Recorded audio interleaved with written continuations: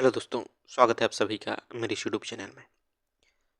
दोस्तों, दुनिया का सर्वश्रेष्ठ धर्म कौन सा है, इस वीडियो में हम बात करेंगे। उससे पहले मैं चाहूँगा कि आप यह कहानी सुनें। बहुत बातें आपको समझ आएगी। कहानी इस प्रकार है कि एक बार कि बहुत समय पहले की बात है, एक राजा सर्वश्रेष्ठ धर्म की खोज में था। उसने अपने राज्य में ढिढोरा पिटवा दिया कि जो भी धर्म सर्वश्रेष्ठ होगा उसे ही मैं स्वीकार करूँगा। और इस कारण उसके राज्य में, उसके राज्यसभा में पंडितों की भीड़ बढ़ गई। जो धर्मावलंबी थे वो सारे आकर के बहस करते, उलझे रहते, एक दूसरे को काटते कि मेरा धर्म सही, मेरा धर्म सही, और एक से एक दलीलें देते। इस कारण उसे समझ नहीं आता कि आखिर धर्म सही कौन है, और नहीं समझ आने के कारण वो अधर्म पर ही चलता रहा। बहुत समय बीत गया और अधर्म पर चलने के कारण उस राजा के जीवन में दुख, परेशानी, तकलीफ़ें मिलने लगी। तभी एक दिन की बात है, एक भिखारी उस राजा के द्वार पे आता है। राजा की चिंता देख करके वो उनसे प्रश्न पूछता है कि महाराज, आप इतने दुखी क्यों हैं। राजा कहता है कि मैं श्रेष्ठ धर्म की खोज में हूँ और अभी तक मुझे कोई श्रेष्ठ धर्म नहीं मिला। तो वह भिखारी कहता है कि अच्छा, ऐसी बात है, चलिए ठीक है, एक उपाय कीजिए, मैं आपको बताऊंगा श्रेष्ठ धर्म, मेरे साथ चलिए। राजा उसके साथ चल देता है। वो भिखारी ले जाता है उस राज्य की नदी के पास, और नदी पर जा करके राजा से कहता है कि महाराज, हमें इस नदी के पार जाना है। आप अपने राज्य के सर्वश्रेष्ठ नाव को लाइए, मंगवाइए। राजा बड़ा खुश होता है। वो आदेश देता है कि जो सर्वश्रेष्ठ नाव हो उसे लाया जाए। 20-25 नाव जो सर्वश्रेष्ठ थी राज्य में, उसे लाया जाता है।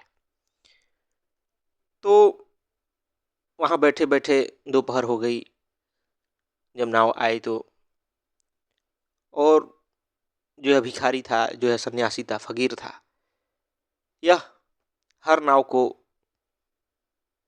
नकार दे,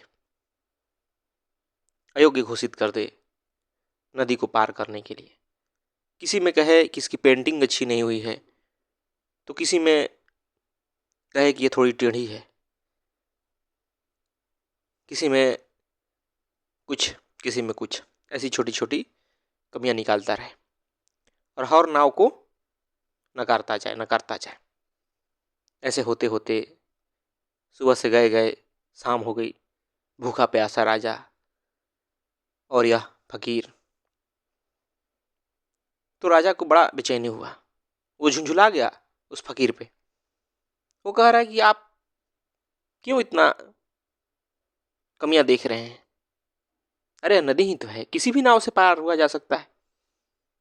और अगर नाव कोई कारगर नहीं है तो छोटी सी नदी है, तैर के भी पार हो सकते हैं। वो फकीर, वह भिखारी इसी तलाश में था कि कब यह राजा बात कहे। तो जब यह बात राजा ने कहा तो उस फकीर ने कहा कि बस यही आपके प्रश्न का उत्तर है।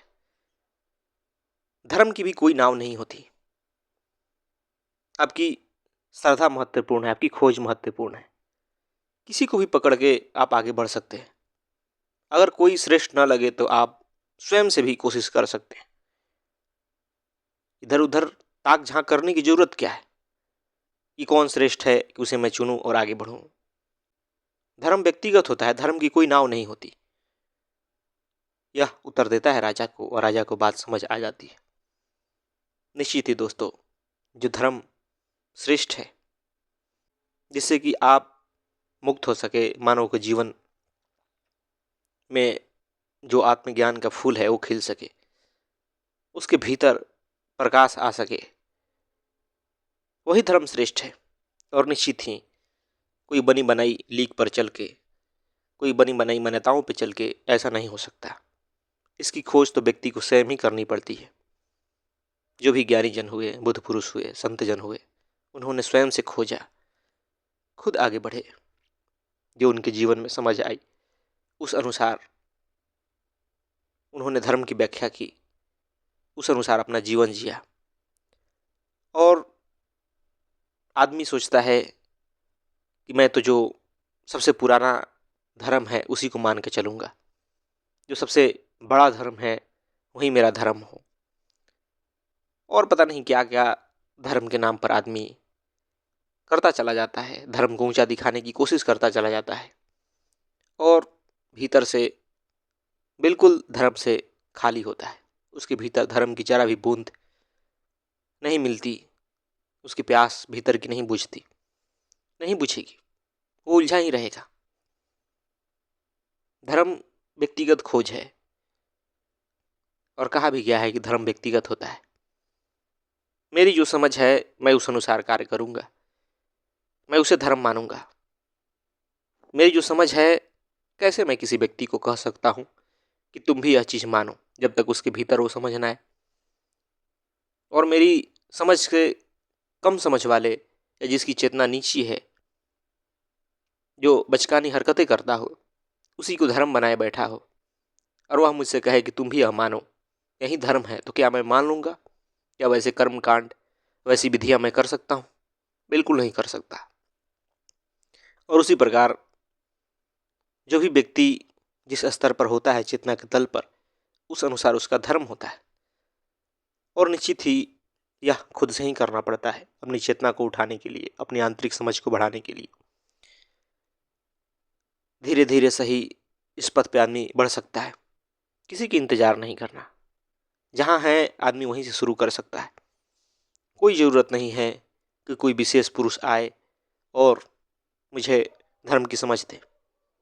आज तो ऐसी दुनिया है टेक्नोलॉजी की, सोशल मीडिया की, कि दुनिया भर के जो बहुत दूर बैठे हुए कोई संत जन है, जिन्हें सत्य की समझ है, जो ज्ञान की बातें बता रहे हैं, उन्हें हम सुन सकते हैं, उन्हें पढ़ सकते हैं